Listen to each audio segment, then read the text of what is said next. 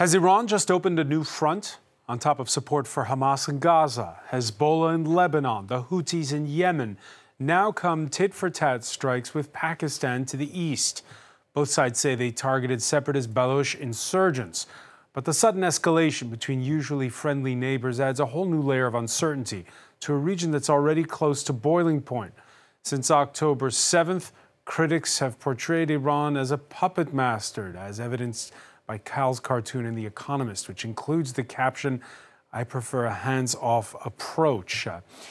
Recently, Iran's had to contend with terror at home, the targeting of police stations by radical Baloch separatists, and the twin bombing in Kerman at the start of the month in a ceremony honoring late Revolutionary Guards commander Qasem Soleimani. On Tuesday, Tehran's hit targets in Pakistan, but also Iraqi Kurdistan and Syria. On that score, just as we've asked if the United States is overstretched patrolling in both the Mediterranean off Israel and Lebanon, and now off the coast of Yemen with those Houthi strikes on shipping, can the same be said of Iran?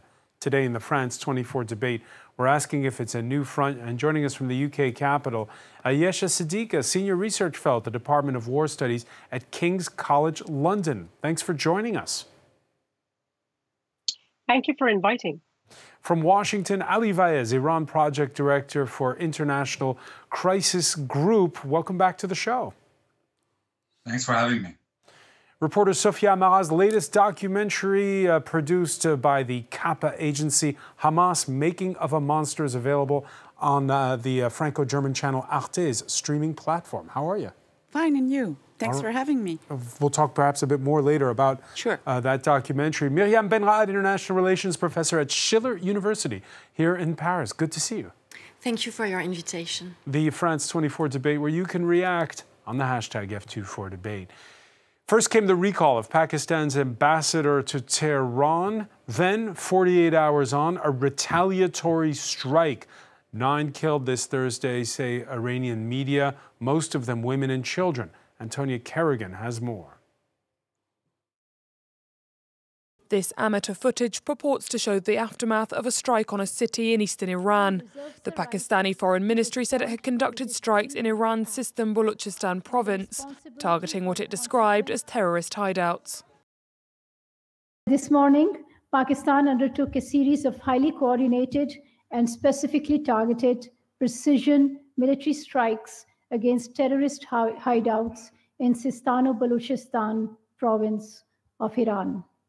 A number of terrorists were killed. This morning's action was taken in light of credible intelligence of impending large-scale terrorist activities against Pakistan by these terrorists. According to a Pakistani intelligence source, the strikes were carried out by military aircraft targeting militants belonging to the BLF, Balochistan Liberation Front, which seeks independence for Pakistan's Balochistan province. Iranian state media, meanwhile, reported several women and children were killed in explosions in the country's southeast. The strikes come just a day after Tehran hit a village in Pakistan, in its southwestern Balochistan province. Speaking at Davos, Iran's foreign minister defended Tehran's strike and said Iran targeted the village because it harboured terrorists from the Iranian Jaish al-Adl group, a group which has carried out several attacks on Iranian soil in recent years. We respect the integrity of Pakistan. We respect the integrity of Iraq, but we will not allow them to play with the security of our country. Earlier in the week, Iran targeted what it called anti-Iranian terror groups in Syria. Tehran said they were involved in a twin bombing claimed by the Islamic State group that left scores dead and wounded in the Iranian city of Kerman. In northern Iraq, on the same day as the Syria strike, Tehran hit what it called an Israeli spy headquarters. Ayesha Siddiqa, is this unprecedented? Completely. Because a day before yesterday, Pakistan Navy and Iranian Navy were exercising together at Davos. Pakistan's caretaker Prime Minister and Iranian Foreign Minister met. And despite that, both countries have had issues. I mean, Pakistan has been complaining, and it says that the Baloch separatists, many of them kind of get help and hide out in Iran, and vice versa. Jaish-e-Adl has been hiding. The Deobandi militant group has been in Pakistan, using Pakistani territory for quite a while. So both have been talking to each other. Yet this was unprecedented, the way Iran went ahead and then took out the targets in Pakistan.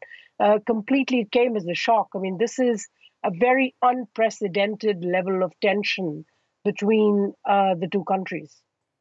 Since they both claim to have hit separatist insurgents, shouldn't they have been working together? Definitely. That's what I'm arguing. They have hit, Iran has hit Pakistan's Balochistan, and Pakistan has gone and taken out targets in Iranian Balochistan.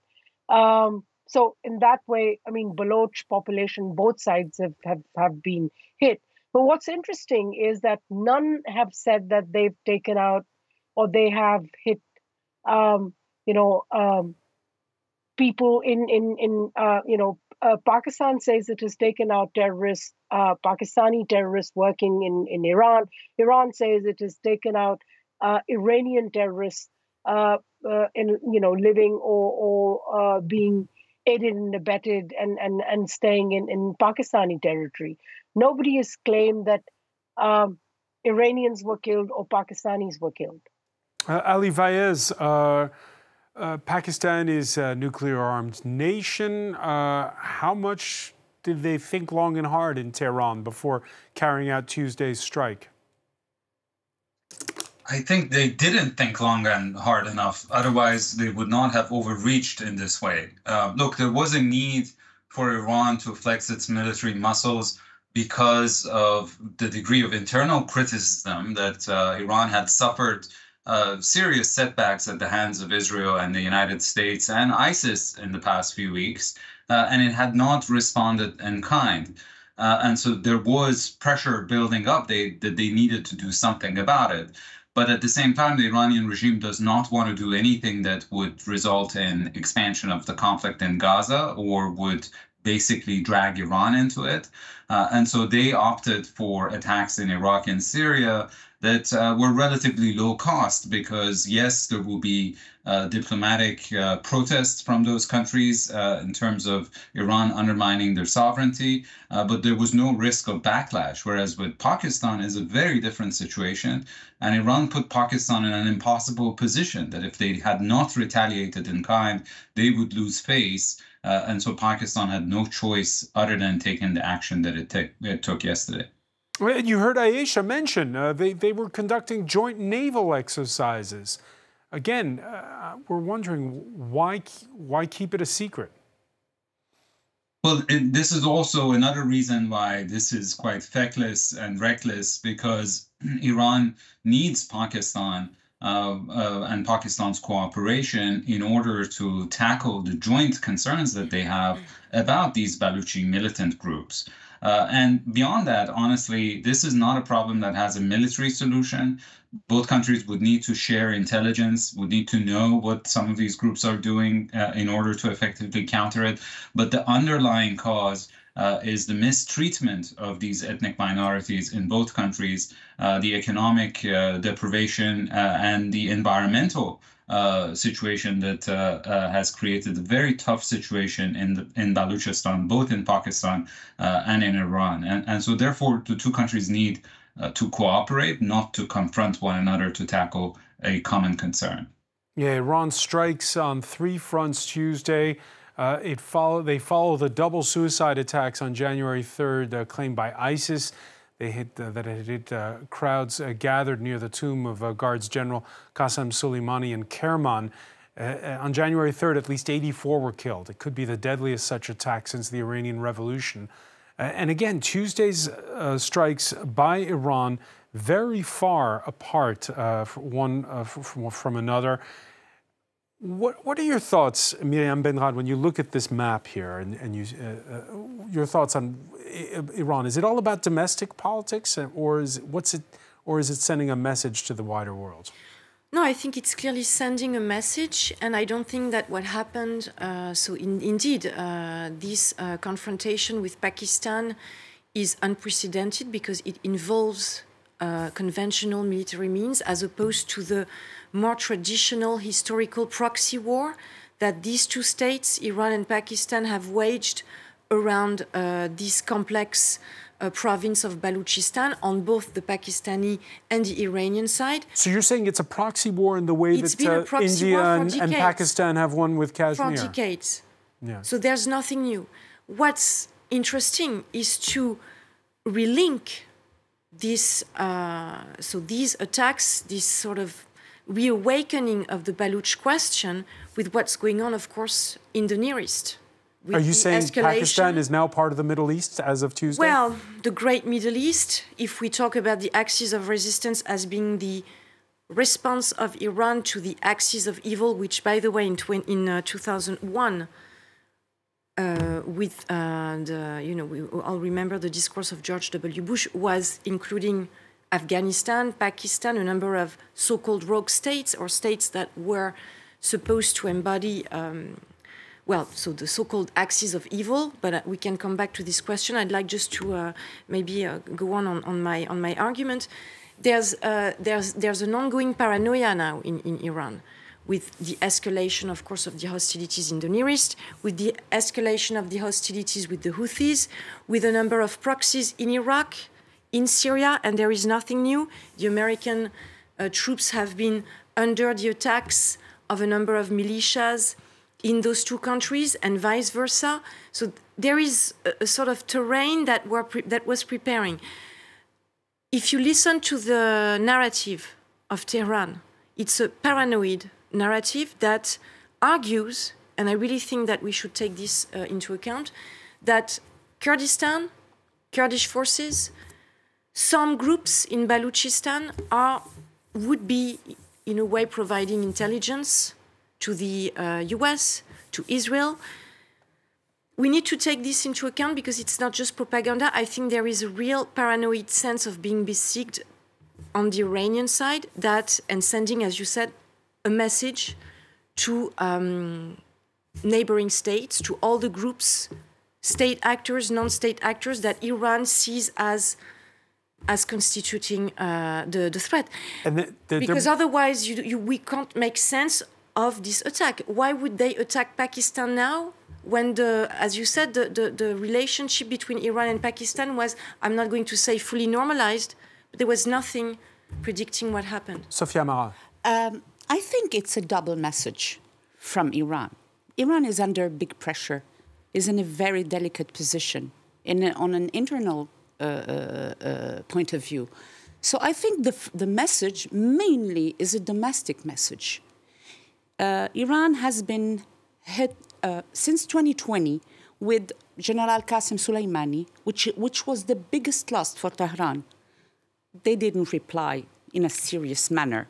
They've been hit by the General Moussawi few days ago in Syria, and there was no reply, at least no immediate reply.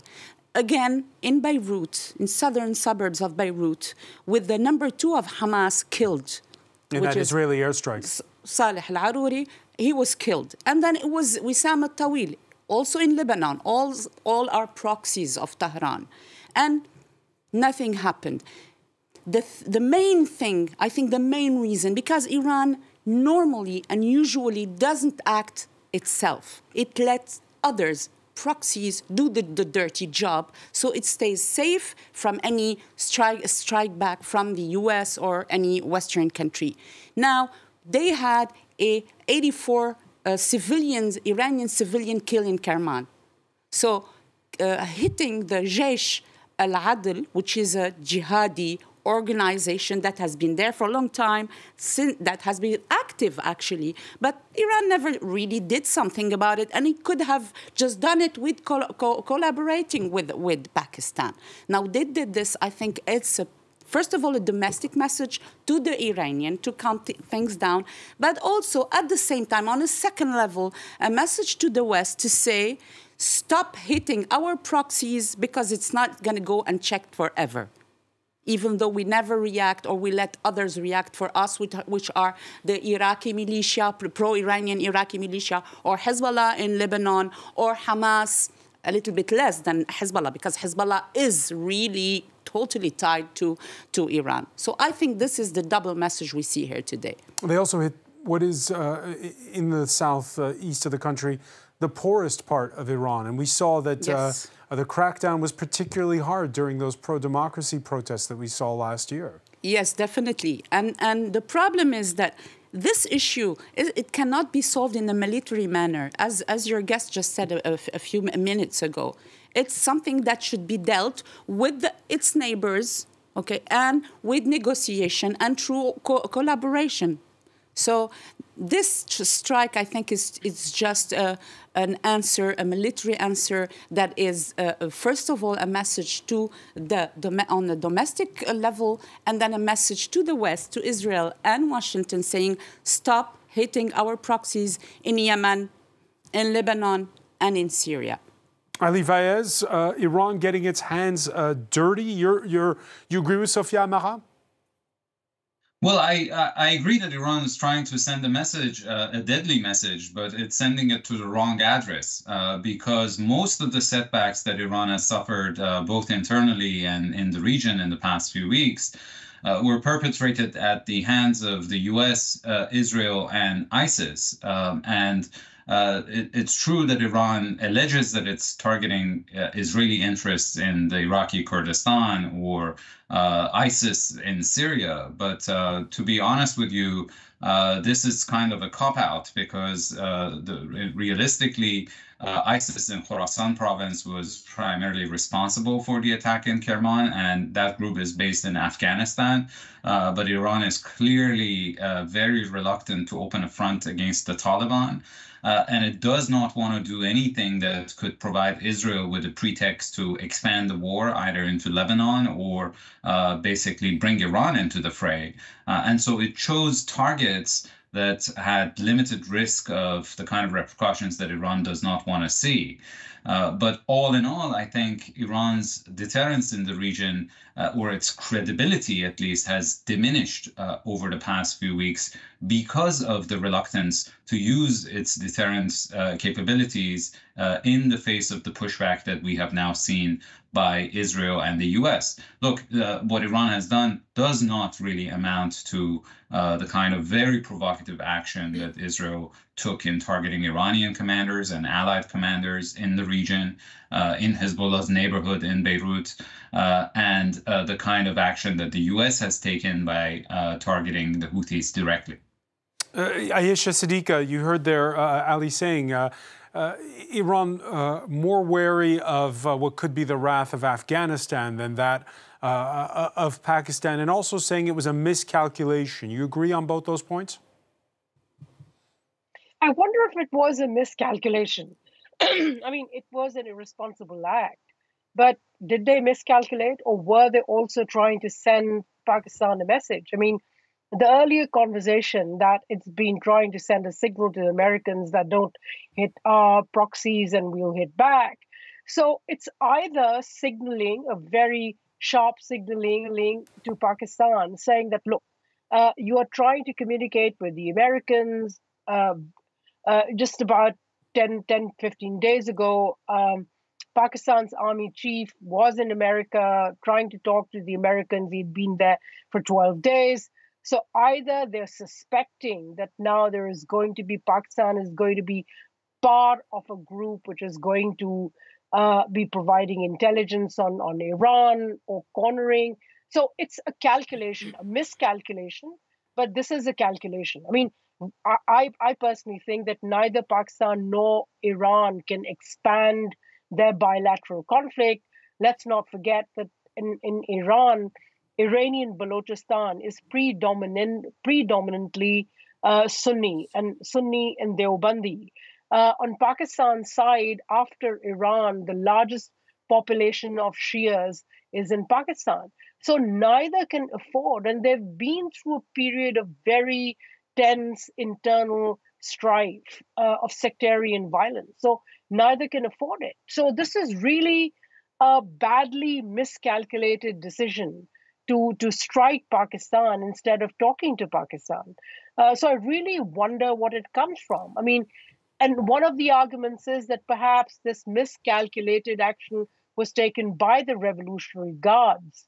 They were arrogant, they went ahead, they calculated, there was signaling. There is definitely a signaling to Pakistan involved in this strike.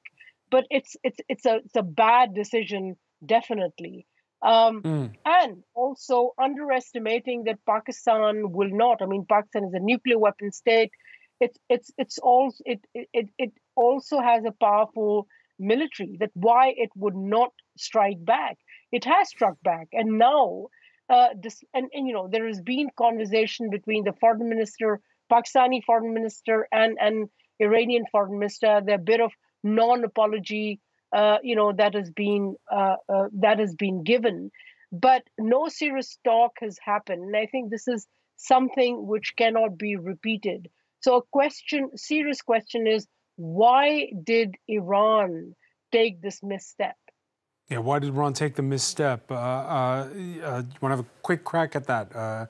You were mentioning it earlier because of the domestic calculus. Of course, not only because Iran is in all its narrative, and the proxies, its proxies narrative is about, Palestine and axis of resistance and so and so. And now we see all this. What made it happen is what's happening in Gaza, is the war between Israel and Palestinians, or the war of Israel on Gaza.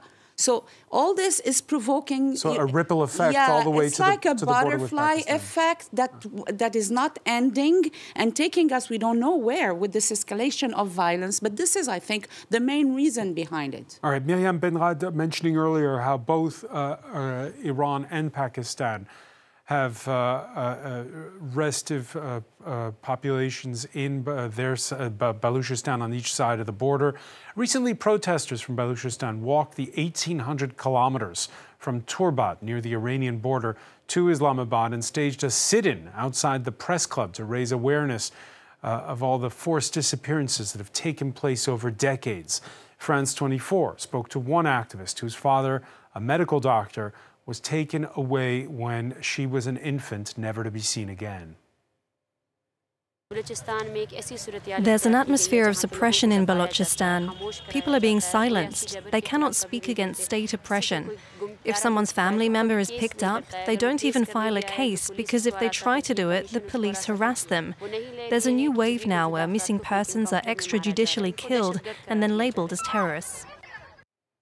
Ayesha Siddiqa, be it the military or the caretaker government, we are supposed to have elections soon in Pakistan. Are they going to take a different look now at what's happening on their own side of the border? No, I don't think so. In fact, what the Iranian attack has done would give them reason to extend military and security force control over the province. I think what Islamabad has been arguing is that these protesters who came to Islamabad are actually representing the separatists, which is definitely not the case. I mean, here are these people, hundreds of them, thousands marching to Islamabad, basically saying, our loved ones have been picked up. I mean, if you've killed them, give us information so we can have closure. Or if they are, they're locked up, put them through the legal system, try them, and take the legal course of action against them. Now that is separate, but it's also a fact that many of these separatists are hiding around. They go hide in Iran. They've been fighting the state, but this is a very small proportion. My fear is that this present, this crisis between Pakistan and Iran will actually give both the states a reason to crack down on their own populations. On the Iranian side, the Baloch are not asking for a separate state. Iranian Balochis are asking for autonomy and for better treatment and for their rights. It's part of the Pakistani Baloch, a small number who are asking for independence from Pakistan. But in both cases, the treatment will be harsh, and that will be used This whole terrorism that, Iran attacked because, there is a, there are militants in Balochistan, and Iran's argument that Pakistan reacted because there are separatists there will be used to crack down on these people even more. Harsher treatment. Harsher treatment. So who to mediate between Iran and Pakistan? Well, a close ally for both happens to be China. The Chinese side sincerely hopes that the two sides can exercise calm and restraint and avoid an escalation of tension. We are also willing to play a constructive role in de-escalating the situation if both sides need it. Is Beijing equipped, Myriam Benrad, to calm things down? Well, I think China is going to exploit this crisis that has diplomatically exploited the turmoil in the Middle East and elsewhere in the Arab and Muslim world to advance its status, its position, especially at a time where we're seeing the US struggling to take control back of the region. They're not in, we're seeing like the erratic behavior of the Biden administration, the difficulties to deal with a number of Arab countries, Middle East countries, the difficulties also to deal with Israel. So of course, China, which is now a superpower itself, is going to exploit this situation to advance its card. I'm not going to say that China will become tomorrow the new cop, of the Middle East, the new gendarme, as the US used to be, but it is clearly, and it will exploit every opportunity. Well, let's get the view from Washington. Ali Vaez, do you agree?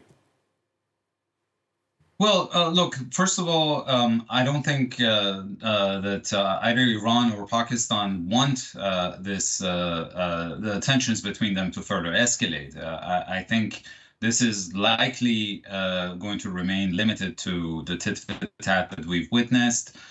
Because neither side favors an all-out war. Iran and Pakistan both have elections in the next few weeks. They both have economic issues to deal with. They both have other fronts to worry about. In the case of Pakistan, India, and the Taliban, and in the case of Iran, of course, tensions related to the war in Gaza and the proxy conflicts they have with the US and Israel. And so I don't think there is actually a need for Chinese mediation here. And then the second question is if there were any assistance needed from China, which has tremendous leverage on both Iran and Pakistan, would China be willing to use that leverage to put pressure on either side? And that's not China's style, to use its leverage as incentive or disincentive. So I honestly don't think that they will play a major role here, and Iran and Pakistan themselves, and now that they have each taken their own action, I think are now prepared to step back from the brink. All right. It's not just, by the way, Pakistan who's recalled ambassadors this week, perhaps overlooked. Iraq doing the same after Iran's strike on a building in the capital of Iraqi Kurdistan, Erbil. Tehran claims it was a Mossad headquarters. There's been a strong denial. Recalling an ambassador on the part of Baghdad from Iran, that is a rare move. Baghdad, which enjoys good relations with both Iran and the United States, Sophia Amara. There too, like what you just described, like you just heard Ali Vaez describe, the spike in tensions between Pakistan and Iran. Do you think that the spike in tensions with Iraq is going to be temporary? Definitely, but I'd like to add something to what Mr. Faiz said. It's true that Iran and Pakistan may not need any mediation from China. But in case it does, or they do, then China could do it, because it did even something more difficult, which is Iran and KSA, Saudi Arabia, that were, they were on fight for many years. And thanks to China, the two countries managed to get closer. And today, KSA is more close than ever from Iran. This is the first point. Now, concerning Iraq, it's very rare what's happening. Because in Iraq, don't forget, Qasem Soleimani, who was killed in Baghdad on the 3rd of January 2020, he used to say that we hold, or we mastered 4 capitals in the Arab world, which are Damascus, Sana'a, Beirut, and Baghdad. And in some neighborhood of Baghdad, you really feel you are in Tehran, really. So having the ambassador of Iran expel, or this diplomatic move from Baghdad, it's very unprecedented. Yet I think it's, they'll go over it, because the relation between Tehran and Baghdad is the ties are so deep that it'll take more than this strike and this event to split them apart. All right, you mentioned Sana'a. After Hamas's October 7th attack, Iran talked up its so-called axis of resistance, with Hezbollah and the Houthis included. The Houthi power in Yemen's capital, which Wednesday staged military funerals for 4 of its fighters killed in recent U.S. strikes, retaliation for the ramping up since December of commercial shipping that's been targeted in the Red Sea, strikes that have the blessing, as you can see on this map here. First of all, this is all the little dots, and the latest one is on January the 15th there, of commercial vessels that have been targeted. This has all been happening within the last 6 weeks. The strikes that have the blessing of Iran's supreme leader. Their work is the example of jihad in God's path. We hope that these efforts will continue until victory. Ali Fayez, your reaction when you listen to Ayatollah Khamenei, is it he's cheerleading, he's not pulling the strings, as you say? Not at all. I think he's just trying to pay lip service to what the Houthis have done. Of course, Iran is complicit in Houthi attacks in the Red Sea because it has provided them with financial and military support. The proxy of Iran, they're fiercely independent, and in fact they have a long track record of ignoring Iranian advice. And I think at times the Iranians have been pretty uncomfortable with some of the actions that the Houthis have taken, because there's still the risk that they might target a US or a European warship in the Red Sea or in the Gulf of Aden, that could result in fatalities, that could then push the tensions to spiral out of control and put Iran in hot waters. But remember that the entire raison d'etre of the existence of the axis of resistance that Iran has put together, of which the Houthis are a member, is to deter a strike on Iranian soil. But there is an ideological umbrella here that Iran at least needs to pay lip service to, which I think is what the Supreme Leader did the other day. Miriam Benrad? I just wanted also to react to what we said regarding Balochistan, regarding all these so-called proxies, because whenever we speak about messaging, sending a message, we have to see it both, I think, in two ways. There's the external message, clearly against Israel and the United States, at a time, again, of the Gaza war, of the objective of the Israelis to destroy Hamas, so to destroy a major proxy actor. I'm not going to say fully at the hands of Iran, but that has clearly followed the Iranian agenda, if we replace it in the context of the so-called axis of resistance. So it's a clear message at a time of escalating hostilities. And there's also the internal dimension of the message, which means sending a message to the so-called proxies. And I will maybe nuance what was said. I think the landscape is much more complex. Not all Shia militias in Iraq have good relations with the Iranians. There's a constant challenge for Iran to maintain the loyalty, the allegiance of a number of proxies. And it's going to be even more the case after the suppression, we know, the suppression of Hamas in Gaza, and it's already more or less done.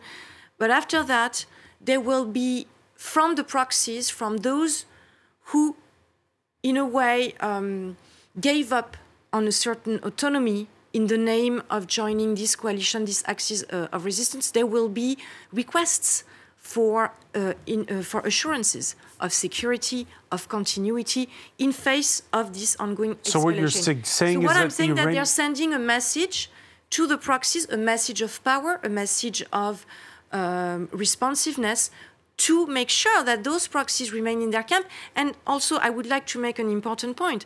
Going back to what was said about the paranoia that has really taken over, about the mistrust, which is so deep now among all the actors of the region, I think it's also a case of making sure that, again, they maintain an image of cohesion, of coherence, of consistency, and they really do believe that Israel and the United States these days are doing everything to infiltrate a number of these proxies, to gather intelligence.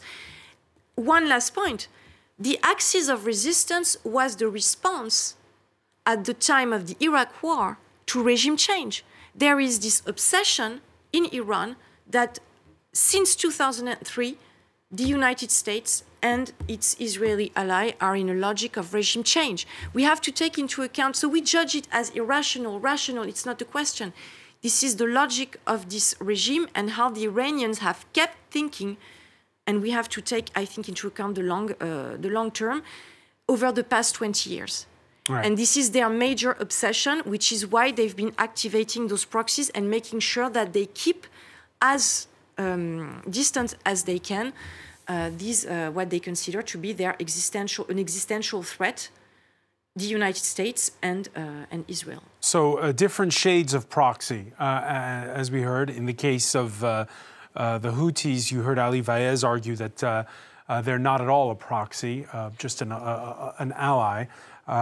You don't agree with that? I totally agree with that. Okay. What I don't agree with is that Hamas being a total proxy. Let's talk about Hamas now, because the problem between the proxies of Iran in Iraq have been fighting for years, and a big researcher, Hisham al-Hashemi, was killed because he revealed that Iranian proxies in Iraq were not happy together or were fighting together. Right. It was hidden until he revealed it, and he got killed for that. Right. Some were nationalist and some more pro-Tehran. Yeah, we're talking about Iran's support of Hamas. Now, in your documentary, Hamas Making of a Monster, Sophia Amara, what did you find when it comes to the links, and we're seeing the trailer for it here, between the Palestinian militant group and Tehran? How close is Hamas linked today? We know in the past, right, it was an offshoot of the Muslim Brotherhood, had nothing to do with Iran. Today, how close are they? It's quite simple. Actually, Hamas was an emanation of Muslim Brotherhood. The one who could help them was they were the Iranian regime. This is why they accepted, and this is what we see in the documentary, because Ami Ayalon, the ex-chief of the Shin Bet, explained that he had some prisoners who were from Hamas, and he understood how hard for them it was to get trained in Iran because of a difference of religion or confession, because Iran is Shia, whereas Hamas are Sunnis. Yet they were the only one who accepted to help them, but they had an agenda.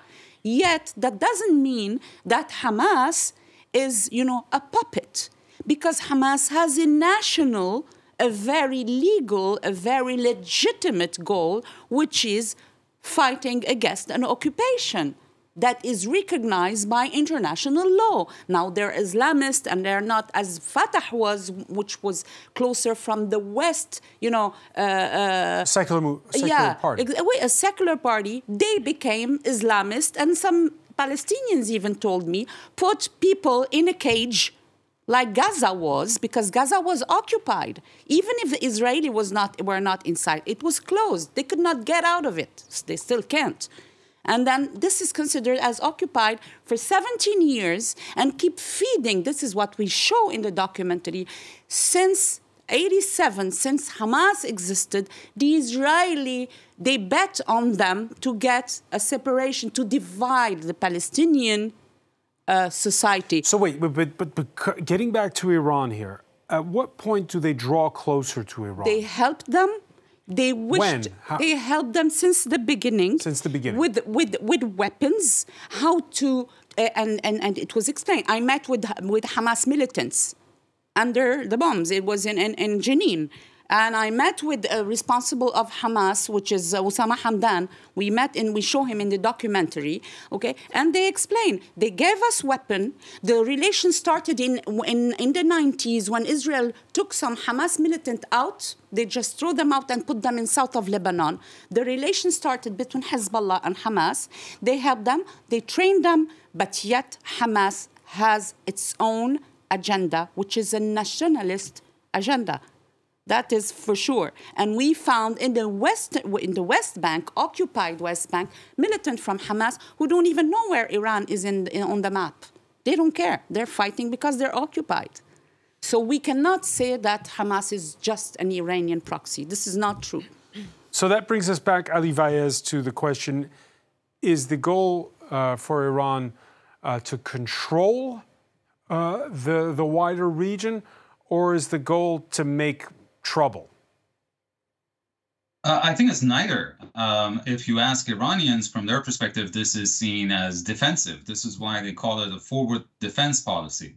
Now, of course, it's not hard to understand what the Iranians perceive as defensive is seen by a lot of their neighbors as offensive. There's a very nebulous line, really, between the two.